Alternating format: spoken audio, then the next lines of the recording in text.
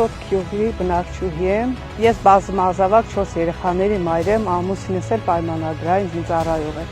Տուն չենք ունեցել, մեզ հովանավորեց Սամվել Կարապետյանը։ Եկավ, տեսա, որ տունը անմխիթար վիճակում է, պատերը կայուն չէր։ Ճիշտ ասած, այստեղ է ընկել ռումբը ու պայթել է մեր տունը, շատ էր վնասել։ Պատերը, կրիշը, լուսամուտներ չենք ունեցել։ Այս տները, որ տենում եք, են կարմիր կրիշները։ Նրանք սաղ Սամվել Կարապետյանն է սարքել պատերազմից հետո, 44 օրից հետո, որ վնասվել էր, մարդը եկավ փոխեց 140 քանի հատ կրիշ։